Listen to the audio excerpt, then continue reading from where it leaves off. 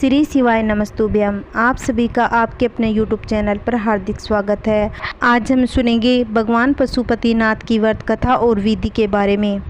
इस व्रत को किसी भी महीने के शुक्ल पक्ष हो या कृष्ण पक्ष में किया जा सकता है।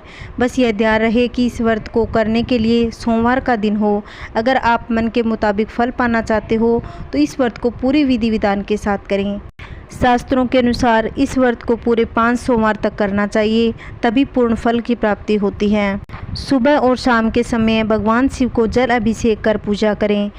पशुपतिनाथ के व्रत बीच में नहीं छोड़ने चाहिए। जब आप पूजा करोगे तो आप शिव मंदिर में जाकर ही शिवालय में ही पूजा करें।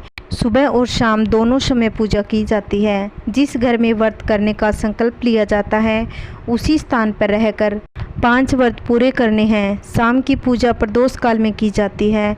स्नान आदि कामों से निर्वित होकर पूजा की थाली तैयार करें। जल, पुष्प, चंदन, अक्षत, कलावा, बेलपत्र, भांग, धतूरा, धूप, दीप आदि लेकर मंदिर जाएं। भगवान शिव से हाथ जोड़कर कहें कि हे भगवान, आज से मैं व्रत का संकल्प लेती हूँ। बिना किसी बाधा से मेरे व्रत पूर्ण करने में मेरी सहायता करें। जो भी मेरी इच्छा है वो आप पूर्ण करें। फिर आप विधि विधान से पूजा कर घर आ जाना। शाम की पूजा के समय 6 घी के दीपक लेकर जाएं। उसी थाली में जो आपने सुबह पूजा की थाली इस्तेमाल की थी, साथ में कुछ मीठा पकवान बनाकर ले जाएं, चूरमा, हलवा इत्यादि। उस पकवान के 3 हिस्से कर दें। 2 हिस्से मंदिर में रखें, 1 हिस्सा अपने साथ ले आएं। और दियों में से 5 दिए मंदिर में ही भगवान पशुपतिनाथ के नाम से अपनी कामना लेकर लगा दें। बचे हुए 1 दिए को वापस अपनी थाली में ले आओ और घर की चौखट के सीधे हाथ की तरफ रख दें। जब आप शाम के समय भोजन करें उस वक्त उस बचे हुए पकवान के तीसरे हिस्से को भी साथ में ग्रहण करें। पशुपतिनाथ जी के व्रत पूरे विश्वास और श्रद्धा के साथ किया जाता है। इस व्रत में घमंड अथवा अहंकार का कोई स्थान नहीं होता। इसलिए इस व्रत को करने से पहले अपने अहंकार को त्याग दें और झूठ न बोलें। भगवान भोलेनाथ को पंचानंद भी कहा जाता है। इसलिए 5 दिए भगवान शिव के सामने जलाते समय अपने मन में कामना प्रकट कर दें कि आप इस इच्छा की पूर्ति के लिए भगवान पशुपतिनाथ का व्रत कर रहे हैं और पूजा भी कर रहे हैं। अगर आप व्रत के बीच में आपको कहीं जाना पड़ जाए तो वापस आकर उसी घर में उसी स्थान पर आगे से व्रत स्टार्ट कर दें। पशुपतिनाथ व्रत 5 सोमवार किया जाता है और वो भी एक ही स्थान पर पूरे किए जाते हैं जब तक व्रत का उद्यापन संपन्न नहीं किया जाता। अगर आपने एक बार पशुपतिनाथ व्रत पूरे कर लिए हों तो दूसरी बार रखना चाहते हों तो 3 महीने के बाद ही शुरू कर सकते हैं। अगर पशुपति व्रत के दिन आपका कोई अन्य व्रत आ जाए तो आप अपना व्रत करें। पशुपतिनाथ व्रत को अगले सोमवार से करें। अगर आपके एक ही घर से कोई 2 या 3 व्यक्ति जैसे पति पत्नी, देवरानी जेठानी, माँ, बच्चे साथ में पशुपतिनाथ का व्रत कर रहे हों तो उन्हें पूजा की थाली, मीठे का प्रसाद, घी, दिए सभी चीज़ें अलग लेनी चाहिए। जो व्यक्ति जिस कामना से व्रत करता है भगवान पशुपतिनाथ उसकी सारी मनोकामनाएं पूर्ण कर देता है। ऐसी कोई भी इच्छा नहीं है जो भगवान पशुपतिनाथ के व्रत करने से पूर्ण न हो। अगर आप सच्ची लगन और सच्चे हृदय से व्रत करते हो, सच्चे भाव से करते हो तो भगवान अवश्य ही आपकी मनोकामनाएं पूर्ण करेंगे। जब आप व्रत का संकल्प लेते हैं तब एक ही इच्छा भगवान के सामने रखें। यह नहीं कि 10 इच्छा रख दें तो भगवान कभी भी पूरी नहीं करते। एक इच्छा को लेकर भगवान का व्रत का संकल्प लेना चाहिए। आइए पशुपतिनाथ की कथा रसपान करते हैं। कथा सुनने से पहले अपने हाथ में चावल के दाने ले लीजिए।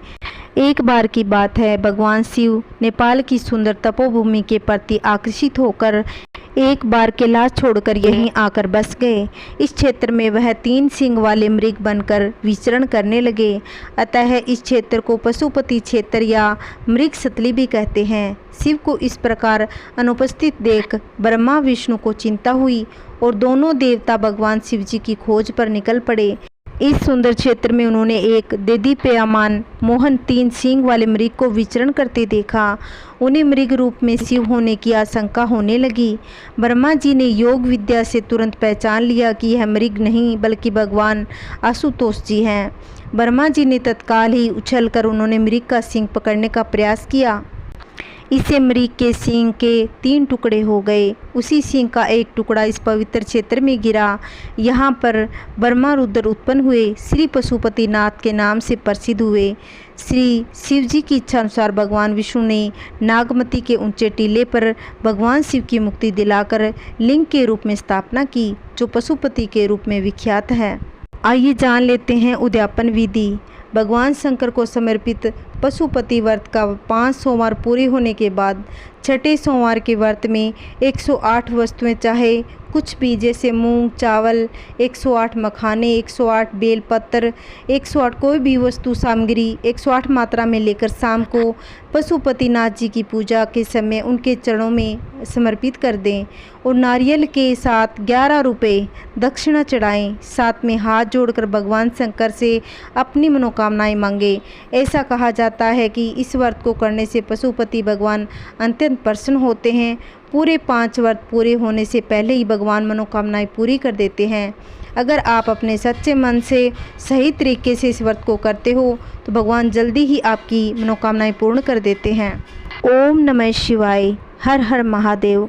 अगर मेरी वीडियो आपको अच्छी लगती हो तो लाइक करना, वीडियो को शेयर करना। अगर आप चैनल पे नए हो तो प्लीज़ चैनल को सब्सक्राइब करना, जिससे आने वाली वीडियो की नोटिफिकेशन आप तक पहुंच सके। जय श्री कृष्णा। राधे राधे।